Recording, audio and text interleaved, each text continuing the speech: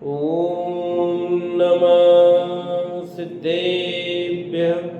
ॐ नमः सिद्धेभ्यः। ॐ नमः सिद्धेभ्यः। ॐ जय जय जय। नमोस्तु नमोस्तु नमोस्तु। नमो अर्यन्ताणं नमो सिद्धाणं नमो ऐर्याणं नमो वज्रायाणं नमो लोहे सवसाणं। मंगलम भगवान वीरो मंगलम गौतमो गणी मंगलम कुंद कुंदारो जैन धर्मोस्तु मंगलम सर्वमंगलम मांगल्यम सर्वकल्याणकारकम प्रदानं सर्वधर्माणां जैनं जयतु शासनं जैनं जयतु शासनम्। अरिहंत देव वंदे गुरुवंदेन गणनान् व्यरायो धम्मदया मे वंदे कम्मख कारणं शुद्धम्। बोले जिनवाणी मात की जय हो। बोले सती मात की जय हो। सुदृष्टि तरंगिणी नाम का ग्रंथ पंडित टेकचंद जी कृत और अपनी चर्चा कल चली थी कि जो जिन जिन पदार्थों का सहज चपलता और स्वभाव है वो कभी मिटता नहीं है, जैसे कुत्ते की पूंछ और सर्प की चाल। अब आगे का विषय पेज नंबर 255 अंतिम लाइन। अब जिन आज्ञा रहित अतत्व सरदानी महापंडित के मुख से भी उपदेश सुनना योग्य नहीं है, ऐसा कहते हैं। किन से मुख से प्रवचन नहीं सुना? जो जिन आज्ञा रहित हैं, अतत्व सरदानी हैं, महापंडित के मुख से भी उपदेश सुनना। भले वो महापंडित है पर जिन सरदान से रहित हो तो नहीं सुनना भैया। अई सिर नग उगठो घइये पाणंत होयने माये इव मिच्छि मुहु उपदेशो श्रद्धा पुगय देव मैणम। शीस मणि उत्कृष्ट ले तो नियम से प्राणांतो त्यो मूढ़ दृष्टि देश नासे कुगति भव भव मरणो। गाथा किस प्रकार है?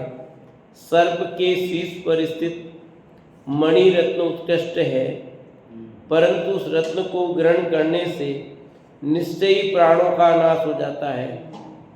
इसी प्रकार मिथ्या दृष्टि जीवों के मुख का उपदेश जानना, इनका श्रद्धान करने से कुगति में अनेक भवों तक जन्म मरण करना पड़ता है।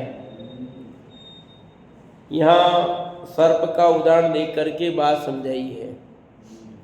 कह रहे हैं कि नाग के मस्तक पर स्थित मणि रत्न यद्यपि महा उत्कृष्ट है। सांप होता है, सांप सब सांपों पे नहीं होता, कुछ सांपों के शीश पर मणि रत्न होता है, इसकी कीमत बहुत है।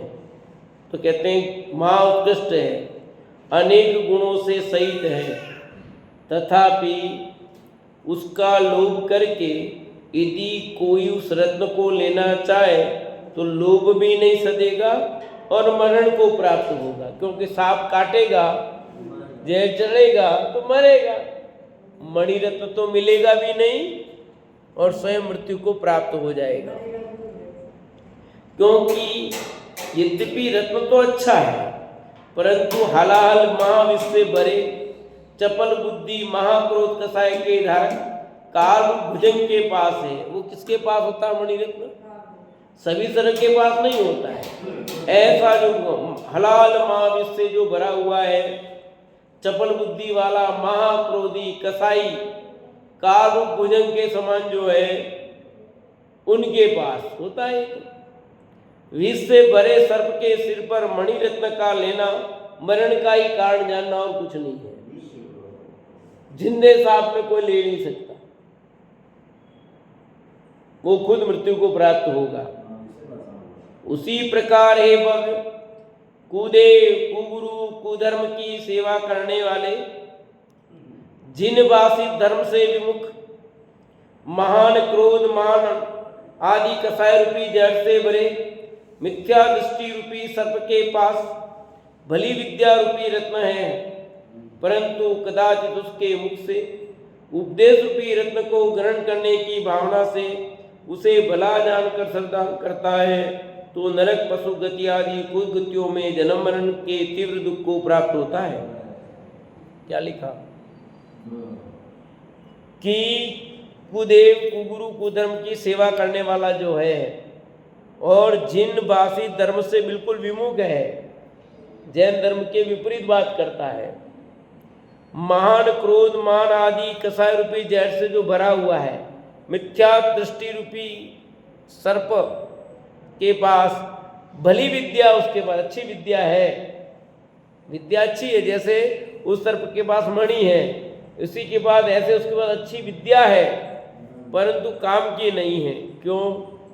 ऐसे लोगों का श्रद्धान करोगे तो अपने नरक पशु गति की प्राप्ति होगी। बाहर में विद्या दिखती, अपने क्या फर्क पड़ता है? फर्क ये पड़ता है अपने क्या करना, अपने मणि से मतलब है, मणि मिलेगी ऐसे थोड़ी है। उस सर्प के पास मणि लेने जाओगे तो खुद मृत्यु को प्राप्त हो जाओगे।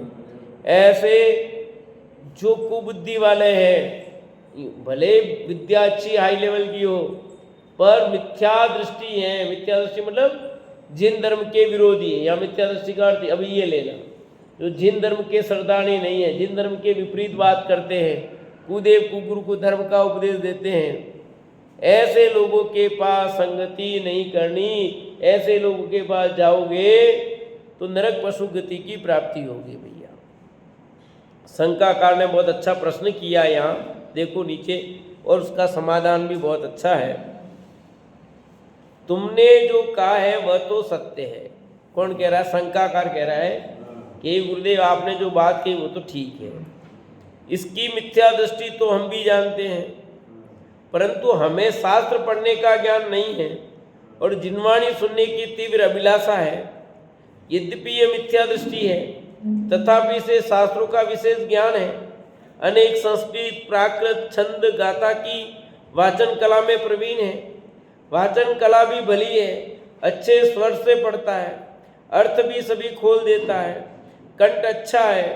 अतः हम इससे जिन आमनाय के शास्त्र बचवा कर उसका अर्थ ग्रहण कर धर्म ध्यान में समय व्यतीत कर पुण्य का संचय करेंगे, इसमें दोष क्या है? प्रश्न समझ में आना चाहिए भले कि वो व्यक्ति जिसके बारे में हम पढ़ने जा रहे हैं वो भले मिथ्या दृष्टि बात जान ली, पर उसको शास्त्र पढ़ने का ज्ञान नहीं, हमें ज्ञान नहीं शास्त्र पढ़ने का, और हमें जिनवाणी पढ़नी है, और सामने वाले को संस्कृत प्राकृत आदि का बहुत अच्छा ज्ञान है, अच्छा नॉलेज है, अच्छा गाता है, अच्छा बोल देता है, तो उससे हम पढ़ने जाएं तो क्या दिक्कत है? उसमें तो दिक्कत नहीं होनी चाहिए। तो उससे अर्थ ग्रहण करके धर्म ध्यान में समय व्यतीत करेंगे, हम पुण्य का संचय करेंगे। प्रश्न बहुत वाजिब है और ऐसा होता भी, हुआ भी है। समाधान फिर भी क्या कहते हैं, सुनो ध्यान से। हे धर्मानुरागी तुम सुनो, यह मिथ्यात्व मूर्ति क्रोध मान माया लोक का पोषण करने वाला यदि जिन वचनों के अनुसार 10 वचन भी कहेगा तो उनमें भी 2 वचन मिथ्यात्व के पोषक कह जाएगा। तुम्हें तो ऐसा विशेष ज्ञान है नहीं कि जिससे उसका निर्णय कर सको। सामान्य ज्ञान का योग होने से तुम मिथ्यात्व को भला जानकर श्रद्धान कर लोगे। मिथ्या वचन का श्रद्धान होने से तुम्हारे धर्म रत्न में सत्य श्रद्धान का भाव हो जाएगा, जिससे संसार भ्रमण होगा, 4 गति संबंधी जन्म मरण के दुख को भोगोगे। अतः मिथ्यात्व के मुख का उपदेश योग्य नहीं है। क्या बात कही समझ में आया? कि जो कुदेव कुगुरु कुधर्म को मानता हो जो कुदेव कुगुरु धर्म को मानता हो और वो बहुत ज्ञानी भी हो, तो उसके पास पढ़ने जाओगे तो 10 जिन धर्म की बात में 2 मिथ्यात्व की बात बोलेंगे, क्योंकि उसमें आ ही जाएगी बात। बहुत बढ़िया, अच्छा गाता, अच्छा बोलता, बढ़िया, और इसी में तो ठगे जा रही दुनिया। ठगी कहाँ जा रही दुनिया? इसमें ही ठगी जा रही सारी। तो 4 गति के जन्म मरण को भोगना पड़ेगा। मिथ्यात्वी के संगति में जाओगे, यहाँ भी लेना उसको जो जिन धर्म का श्रद्धानी नहीं है, जिन धर्म की आस्था नहीं है, कुदेव कुगुरु कुधर्म को मानता है, ऐसे व्यक्ति को पकड़ना है मुख्य रूप से ध्यान रखना। जिससे संसार भ्रमण होगा, 4 गति संबंधी जन्म मरण के दुख भोगेगा। अतः मिथ्यात्वी के मुख का उपदेश योग्य नहीं है, मिथ्यात्वी के मुख से उपदेश योग्य नहीं है। जो जिन बासी तत्वों का वेता है, वितरागी सुदेव नग्न गुरु दया में वितरागी धर्म, ऐसे देव गुरु धर्म का दृढ़ श्रद्धानी है। उसके पास भले ही वाचन कला अल्प हो, ज्ञान सामान्य हो, तथापि उसके मुख का धर्मोपदेश तो सुखदायक है, परंतु अतत्व श्रद्धानी मिथ्या दृष्टि का धर्मोपदेश हितकर नहीं है। कितनी कड़क बात लिखी है कि जो जिन बाकी तत्वों का वेता हो, वितरागी देव को मानता हो, सच्चे गुरु को मानता हो, वितरागी धर्म को मानता हो, उनका दृढ़ श्रद्धानी हो और वो अल्प जानकार हो, तो उसके मुख से सुन लेना चलेगा। और जो कुदेव कुगुरु कुधर्म को मानता हो,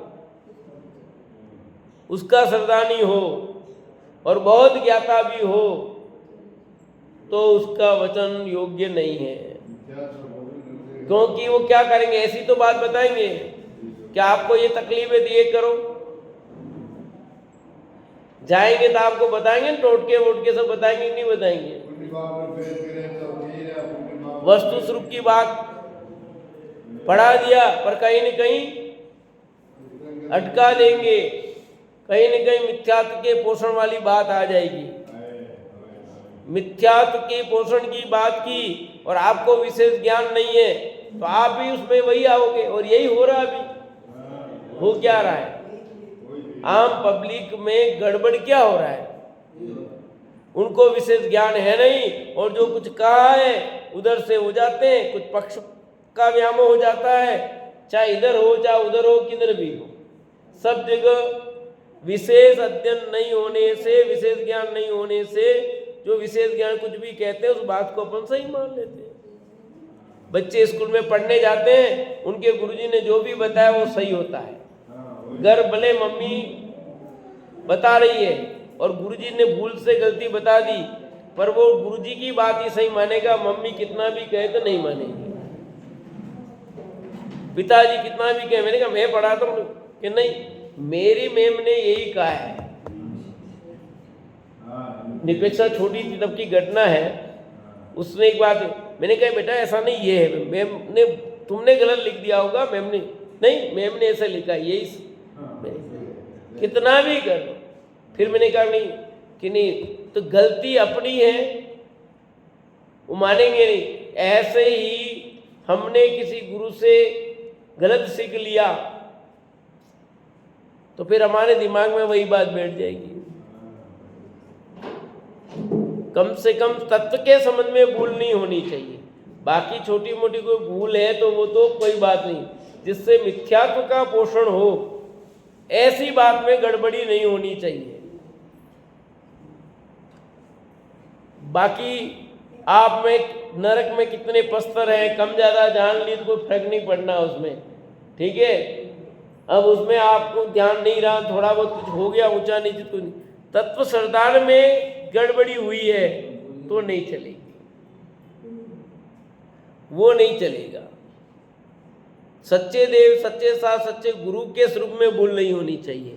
वहां भूल है तो फिर काम नहीं चलेगा कि ऐसा तो चलता है, ऐसा क्या हो गया, कि नहीं चलेगा भैया। देव सास गुरु की भूल, सात तत्व की भूल, ये भूल बहुत मोटी भूल है। जिसको यही सही निर्णय नहीं है और ऐसा सात तत्व का सही निर्णय नहीं है, जिसको देव साधु का सही निर्णय है नहीं है, ऐसे से जिनवाणी श्रवण करने से हमें हानि होने वाली है, ऐसा कहते हैं। जैसे कोई दो पुरुष परदेश ग्रामांतर गए, उनमें से एक तो शुभाचारी है तथा एक कुआचारी है, भोला है, दोनों ही रसोई बनाना नहीं जानते हैं। जब भोजन की भूख लगती है तब परस्पर वार्तालाप करते हैं कि हे भाई भूख लगी है, क्या करना चाहिए। पैसे तो बहुत है पर रसोई करना नहीं आता है। तब आचार को नहीं समझने वाला भोला जी कहता है कि हे भाई भूख लगी है तो उस भटियारी होटल वाले के घर तत्काल बनाया गया मनोवांछित स्वाद को देने वाला ताजा भोजन मुंह मांगे पैसे देकर करो। तब दूसरे आचारवान ने कहा, हे भाई भटियारी के घर का भोजन अच्छा है, अनेक रस में स्वाद सही थे तो क्या हुआ, परंतु आचार रहित है अतः अयोग्य है। जाति वाले सुनेंगे तो जाति से बहिष्कृत कर देंगे, पांति से उठा देंगे। अपक्ष के योग से पर्व में नरकादि दुख होता है। अतः हम तो अपने हाथ की अथवा यदि कोई अपना जाति भाई मिलेगा तो उसके हाथ की कच्ची पक्की निरस रसोई खाकर प्रदेश के 4 दिन व्यतीत कर लेंगे। हमें मरण स्वीकार है परंतु भटियारी की रोटी नहीं खाएंगे। इस प्रकार भटियारी का भला भोजन छोड़कर अपनी जाति भाई द्वारा की गई कच्ची पक्की रूखी सूखी रसोई इंकार करना अपना धर्म सुरक्षित रखता है। कुछ समझ में आया? होटल तो यहाँ दिया, होटल अर्थ नहीं होता है। हाँ, भटियारी अर्थ यहाँ होटल वाले लिखा है, इस कोष्टक में लिखा है, और भटियारी का अर्थ होटल वाले नहीं, हल्की जाति वाले जिनके यहाँ आपका भोजन योग्य नहीं है, ऐसा। ठीक है, जाति है। अब ज्यादा नहीं खोलते, समझ लेना चाहिए कि जिनके यहाँ हम भोजन नहीं कर सकते। ठीक है,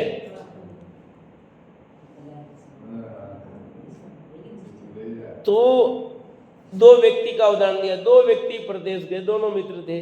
एक था शुभाचारी और एक कुआचारी, मतलब नियम नहीं सामान। दोनों ही रसोई बनाना जानते नहीं थे। आजकल तो सब मिल जाता है। उस समय की बात है जब आपको जैन धर्मशाला नहीं है, भोजन नहीं है, क्योंकि आजकल सब जगह भी अभी भी नहीं मिलता है।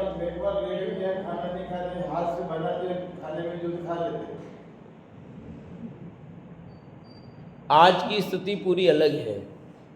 आज तो कोई स्थिति नहीं है। ये समय उदाहरण जो दिया उसको समझना अपने को। अब परस्पर वार्तालाप करते, भाई भूख तो बहुत लगी है, अब करे क्या। अपने पास पैसा तो है और सामने दिख रहा है, चलो बात करते हैं उसके घर पे, खाना बढ़िया बनाता, अच्छा करता, खा लो, क्या करना, पैसा दो और खा लो, उसमें क्या फ्री में खाना नहीं है।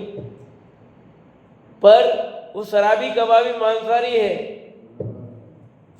भटियारी का मतलब यहाँ है शराबी मांसाहारी। ऐसे घर भोजन करना क्या, क्योंकि नहीं करना भैया, भूखे रह लूंगा पर ऐसे घर भोजन तो नहीं करूंगा। एक कहता कि क्या फर्क पड़ेगा, भोजन कर लेंगे तो, काय को मरना, अपने क्या, अपन शुद्ध भोजन बनवा देते हैं उससे। जैसे लोग होटल पे जाते ना, कि होटल पे गए, जरा जैन खाना दे दो। अब जैन खाना बना भी देगा, बढ़िया बनाएगा, पर क्या आपको लालू समय, पर वो कितना क्या होगा वो समझना चाहिए। उस होटल पे खाना तो होटल जैसा ही है।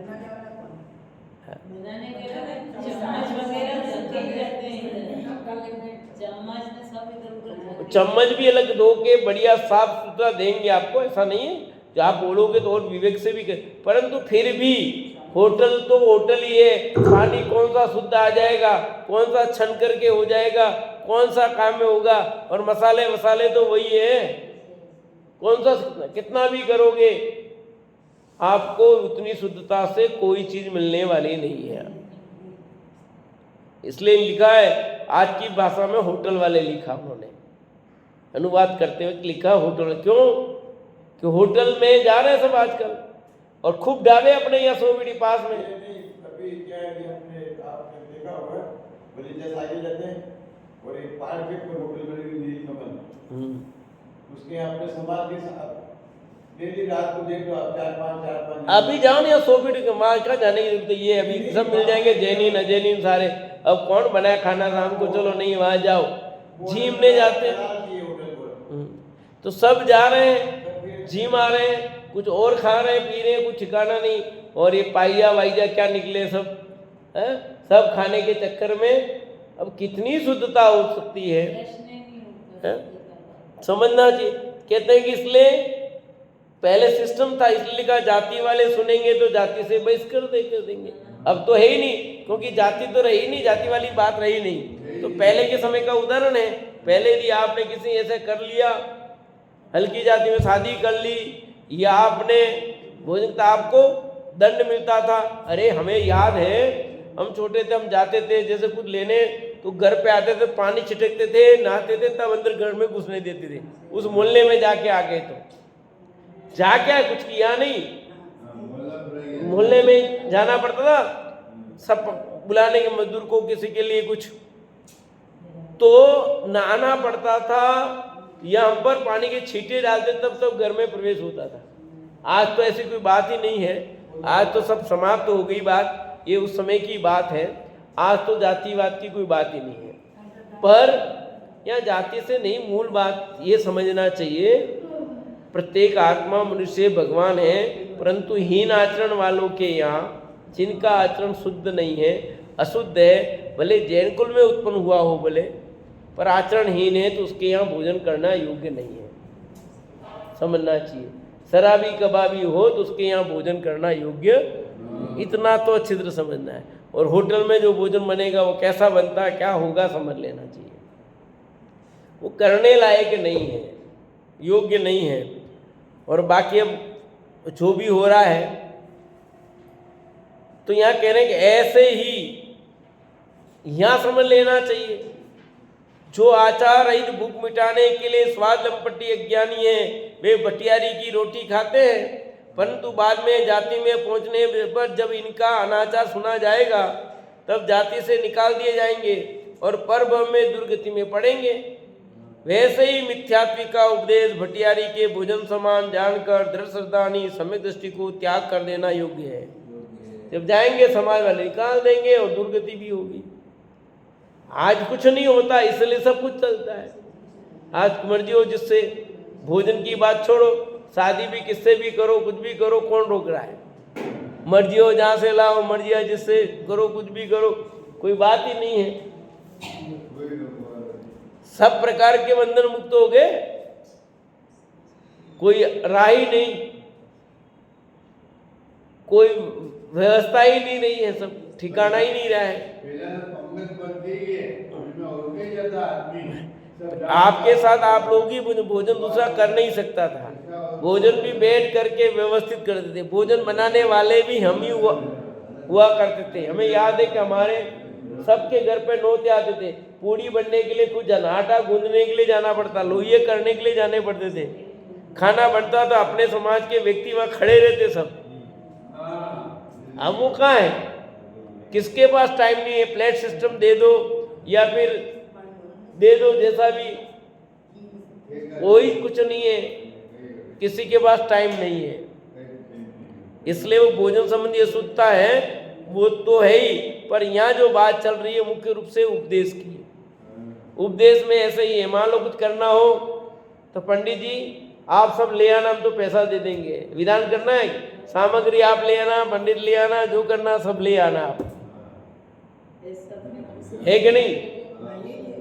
हमारे पास तो टाइम है नहीं, आप तो पैसा कितना वो बोल देना, सामग्री ले आना, दो लाना, सब आप ले आना, तो अभी सब हो गए। तो बस सब सामग्री सहित इतनी राशि, पंडित भी आ जाएगा, उसका चेला भी एक और आ जाएगा, वो सब करा देगा और तैयार हो जाएगा, घर करा के। इसके पास टाइम नहीं है।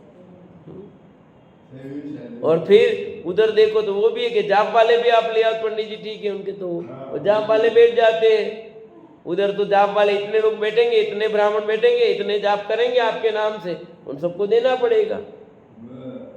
तो अपने में धीरे धीरे आ जाएगा। अभी तो नहीं आया है, पर खुद आ गया हो तो पता भी नहीं, पर वो जाप में भी आपका ऐसा चक्कर है, जाप करना है तो हो जाएगा। कहाँ से होगा, क्या होगा, कुछ भी शुद्धता नहीं। जिनवाणी श्रवण करने के लिए किस काल होना चाहिए ध्यान, वो नहीं है, इसलिए गड़बड़ हो रहा है। सही व्यक्ति से जिनवाणी का श्रवण नहीं हो रहा है।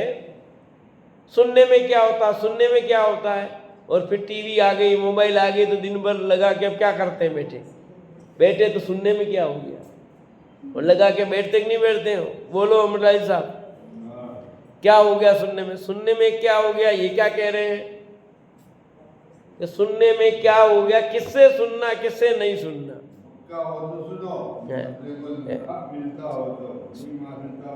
कितना होगा, क्या होगा, विचलित होने के चांस ज्यादा है।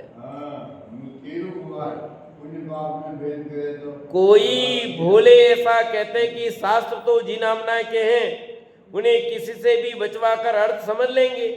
वे भोले, श्रद्धान रही, शिथिल परिणामी, नाम मात्र धर्मात्मा, जिन धर्म का सेवन करके पर्व में सुख चाहने वाले, अन्य भटियारी की रोटी खाकर सुखी होना चाहते हैं। समझ आया? किसकी उपमा दी? कि ऐसे लोग जो भोले हैं, शास्त्र जी ने पढ़ लिया, कर लिया, अपने क्या है, अपने सुना दिया, तो शिथिल परिणामी नाम मात्र के धर्मात्मा है वो, तो भटियारी की रोटी खा करके सुखी होना चाहते हैं वो। परंतु परभव में तो जीना आज्ञा के अनुसार दृढ़ श्रद्धा का फल होता है, अतः इसे तो परभव में कुगति के दुख ही होंगे। परभव में क्या होंगे? कुगति के दुखी होंगे। हे भव, यदि तुम धर्म फल के लोभी और मोक्ष मार्ग के विलासी हो, तो भले स्वर और भले कंठ के कारण कर्णों द्वारा अच्छा लगने पर भी मिथ्या दृष्टि का मुखोपदेश सर्प की मणिवत तथा भटियारे की भोजनवत छोड़ देना योग्य। ऐसा जानना कि कितना ही बढ़िया हो, कितना ही इंटेलिजेंट हो, अच्छा गाता हो, अच्छा बोलता हो, परंतु वह जिन आमनाएं से रहित है, जिन श्रद्धा से रहित है, तो उससे वचन सुनने योग्य नहीं है। जिन श्रद्धानी नहीं है, दृढ़ श्रद्धानी नहीं है, जिन धर्म के विपरीत बात करता है, वह उसका सुनने योग्य नहीं है। प्रश्न आगे भी जोरदार किया अभी। पहला प्रश्न पढ़ा, उसका उत्तर इतना था। दूसरा प्रश्न भी जोरदार है। क्या प्रश्न किया है? कितने ही भोले संसारी चतुर जीव ऐसा श्रद्धान कर सकते हैं कि मिथ्यात्व तो वह है, उससे अपने को क्या, अपने को तो शास्त्र बचवा लेना। यदि कोई मिथ्यात्व रूप खोटे एक दो वचन कह गया हो तो वह जाने, वह बलवान है। जिन भाषित अनेक वचनों में से किन्हीं दो वचनों का अतत्व रूप श्रद्धान हो जाने से क्या हो जाता है?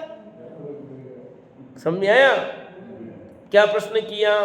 कुछ भोले संसारी चतुर्जीव ऐसे कहते हैं, वो मिथ्यात्व तो वो जाने, अपने क्या, अपने तो सुनने से मतलब है ना, आम खाने से मतलब, आम गिनने से मतलब, बताओ, अपने आम खाने से मतलब कि आम गिनने से मतलब, खाने से भी मतलब है, गिनने से भी मतलब है। जब खाना तो मतलब, पर उसके पहले गिनने खरीदने गए हो तो या तो तोल करना पड़ेगा, या आप गिन के दे रहा तो गिनना पड़ेगा कि नहीं गिनना पड़ेगा? बताओ। आप मार्केट में आम गिन के मिल रहे हैं, मान लो 200 रुपये दर्जन है, 400 रुपये दर्जन है, तो ओके 400 रुपये दर्जन, तो आप 12 आम गिनोगे कि क्या करना? 400 रुपये दिए, 5 देगा, ले लोगे? हैं? वो कहेगा आम खाने से मतलब, आम गिनने से मतलब, तुम तो लो 400 रुपये ले जाओ, 500 700 जो भी हो, आपको गिनना पड़ेगा कि नहीं?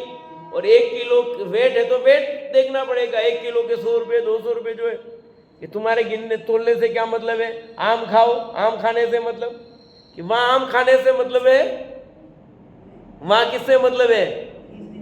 आप आपकी दुकान पे आए, सोने पहनने से मतलब है कि सोना कितने टन देखने से मतलब है? तुम तो सोना पहनो कि नहीं, जब खरीदने गए हैं तो देखना पड़ेगा कि नहीं? जब पहना तब वो विकल्प नहीं करना, और पहले तो ऐसे कोई कहेगा अपने क्या करना है, कुछ भी सुना देंगे, सुन लेंगे। मिथ्यात्व के खोटे एक दो वचन मिला दिए तो क्या फर्क पड़ा आपने? वो बलवान है, जिन अनेक वचनों में दो वचन मिला दिया तो सावधान होने जाने से क्या फर्क पड़ेगा? है थोड़ा बहुत खोट मिला दी क्या फर्क पड़ेगा? कि जब बेचने जाओगे तो क्या होगा? रेट मिलेगी वो, सीधा आधा ही माल देते थे पहले, बहुत 50%, और चांदी में तो हालत ही खराब है। तो फिर क्या होगा जब बेचने दे? फिर इतने रुपये इतना ही है, हाँ इतना ही है, क्योंकि कितने साल बाद जाते हैं वो गढ़ा दिया, उसके बाद होता फिर हो। पर सब देखना पड़ता है कि नहीं होता है। अब समाधान सुनो, बहुत जोरदार समाधान है। हे भव्य, ऐसा विचार तो मां दुखदायक जानना। तुम्हारा ये जो विचार है बड़ा कष्टप्रद है, दुखदायक है, तुम्हारी सोच ठीक नहीं है, ये जो तुम बात कह रहे हो ठीक नहीं है। जैसे भले सट रस सहित पुष्टि कारक उत्कृष्ट भोजन में थोड़ा सा हलाल विष डाल दिया जाने पर उसे भले भोजन के भी भक्षण से मरण ही होता है। बढ़िया स्वादिष्ट भोजन बनाया है, सट रस मिश्रित बढ़िया भोजन, पर जरा सा जहर है। करना कि नहीं करना? एक बूंद ही डली है, बस ज्यादा नहीं डली है हलाल जहर की है। बढ़िया खीर बनी थी शानदार, एक कटोरी खीर थी शानदार, इतनी सब चीज डाल करके उतने में एक मक्खी गिर गई उसमें, मक्खी खीर डल गई, गिर गई। अब क्या करना? वो खीर खानी है कि नहीं खानी? मक्खी गिरी है, जहर की बात नहीं करता हूं, मक्खी गिरी। आप वो खीर खाओगे कि फेंकोगे? मैं पूछता हूं। निकाल के फेंक देंगे और खीर खा लेंगे। काश 80 रुपये किलो का दूध, फिर इतने महंगे काजू, इतनी महंगी बादाम, इतने महंगे पिस्ता, इतनी चिरंजी, ये सब इतना महंगा मखाना सब डाल करके इतनी, और केसर सब डाल के इतनी बढ़िया स्वादिष्ट खीर कैसे फेंक दूं? इतनी कटोरी भरी की खीर। हो सकता है कुछ लोग खा सकते हैं, सब नहीं खाएंगे ऐसा नहीं है। कुछ लोग खाएंगे, कुछ लोग नहीं भी खाएंगे। जो लोभी होगा वो क्या करेगा? वो मक्खी निकाल करके खीर खा जाएगा। और जो लोभी नहीं होगा, जिसको दिख रहा है इससे गड़बड़ी है, बीमारी हो सकती है, मक्खी की 50 जगह बैठ के आई है, अंदर गिरी है, और इसके अंदर तो सब्जी में है, ये किस में ये सब में अलग अलग है, तो आप क्या करोगे? नहीं खाओगे। घी में चिकना रोग फर्क पड़ जाता है उसमें, इसमें जहर आता आपका, फर्क पड़ जाता है। घी भी फेंक दो तो बढ़िया ही है, पर उसमें फर्क है, पर फेंक दो तो अति उत्तम ही है। उसमें आप देखो, आप सब्जी में गिर जाए खाओगे? मैं पूछता हूं, फेंक दोगे ना? ऐसे ही या कह रहे कि जहर मिल गया है, बहुत बढ़िया है, एक बूंद सट रस मिश्रित भोजन हो और एक बूंद जहर की मिली हो, चलो घी में जहर मिल गया हो तो खाओगे? 800-1000 रुपए का घी है और सिर्फ 2 बूंद जहर की मिल गई 1 किलो घी में, छिपकली गिर गई उसमें, खाओगे कि नहीं खाओगे वो घी?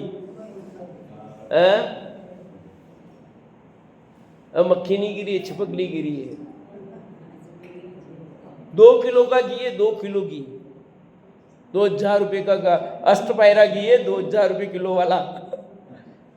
जो भी लेते हो 1000-2000 जो लेते हो मर्जी जो, तो क्या करोगे? फेंकोगे कि नहीं? खाओगे तो नहीं ना।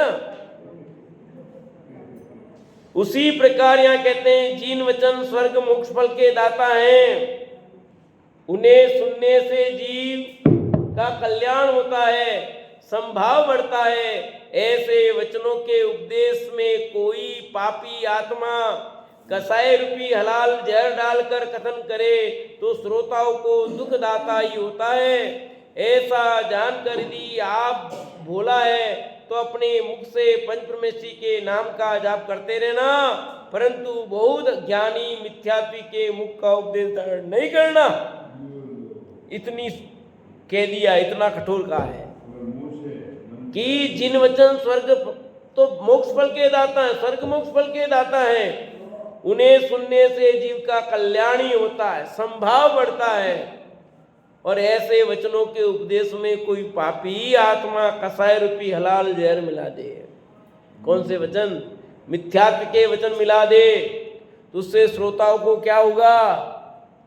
दुखी होगा, कष्ट ही मिलने वाला है। पर कुछ समझ नहीं पा रहे, एक दूसरे पर आरोप लग रहे हैं। सच्चाई क्या है? गहराई में जाते नहीं है। असली कौन है, असली माल क्या है, तत्व का पता नहीं है। ऐसा जान कर दिया, आप बोला है तो अपने मुख से पंचप्रमेशी का नाम जप लेना, कोई बात नहीं। परंतु बहुत ज्ञानी मिथ्यात्वी हो, ज्ञान बहुत है पर मिथ्यात्वी है, अर्थात जिन धर्म का दृढ़ श्रद्धानी नहीं है, तो उसके मुख का उपदेश धारण नहीं करना। बात तो बहुत जोरदार कह दी है। यहाँ बहुत सारे प्रश्न आपके मन में खड़े हो रहे होंगे, अभी अंदर कुछ प्रश्न कर पा रहे हो, नहीं कर पा रहे हो, मुझे पता है। अब कौन सम्यक दृष्टि है, कौन मिथ्या दृष्टि, कैसे निर्णय करें? तो यहाँ कहा ना, मिथ्या दृष्टि यानी जो जिन धर्म का दृढ़ श्रद्धानी नहीं है, जिसको जिन धर्म का दृढ़ श्रद्धा नहीं है, कुदेव कुगुरु धर्म को मान रहा है, उसके प्रति उसकी उधर रुझान है, तो उसके वचन नहीं सुनने। जिन धर्म का दृढ़ श्रद्धानी हो तो आप मिथ्या दृष्टि की घोषणा भी नहीं कर सकते हो, और सम्य दृष्टि की नहीं करो तो कोई बात नहीं, पर मिथ्या की घोषणा कैसे करोगे? कुदेव कुगुरु को धर्म का उसमें कोई लक्षण नहीं दिखाई देता है, जिन धर्म का दृढ़ श्रद्धा नहीं है, सात तत्व की भूल नहीं दिखती है, आप कैसे उसे मिथ्यात्व घोषित करोगे?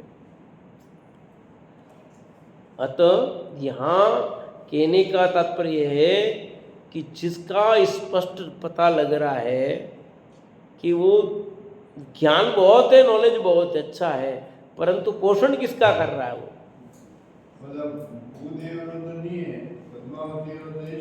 तो हो गया ना, हो गया ना, किसका भी हो, जहां गड़बड़ घोटाला दिख रहा है, शास्त्र जिन धर्म का ले रहा है, पर बात कैसी कर रहा है? जहां भी कुदेव कुगुरु धर्म की पोषण हो रहा हो, जिन धर्म के जो दृढ़ सिद्धांत हैं, उन सिद्धांतों में विपरीतता दिखती है, सर्वज्ञता का निर्णय सही नहीं है, जहां सर्वज्ञता पर ही प्रश्न चिन्ह खड़ा किया जा रहा हो, तो उसको देव का निर्णय कहाँ सही हुआ है? हम कुछ भी बदल सकते हैं, जिसका सरदार ऐसा हो, हम परिवर्तन कर सकते हैं सब कुछ, सर्वथा माने तो किसी अपेक्षा से हम परिवर्तन कर सकते हैं, वो व्यवहार की अपेक्षा कह सकते हैं, पर वास्तव में निश्चय की अपेक्षा, केवली की अपेक्षा भी बात करें तो कोई परिवर्तन कर सकता। तो कहाँ कौन सा कथन है जहाँ अनेकांत स्यादवाद को सही नहीं समझा जा रहा हो, जहाँ देव शास्त्र गुरु के स्वरूप का निर्णय नहीं हो रहा हो, वहाँ सब गड़बड़ी है। ऐसे लोगों से अपने को जिनवाणी का श्रवण नहीं करना, ऐसा कहते हैं। कितना भी अच्छा गायक हो, अच्छा कलाकार हो, अच्छा व्याख्याता हो, बहुत बढ़िया हो, तो भी नहीं करना। तो हमने तो सुना है अकलंक निकलंक बौद्ध धर्म में पढ़ने गए थे, वहाँ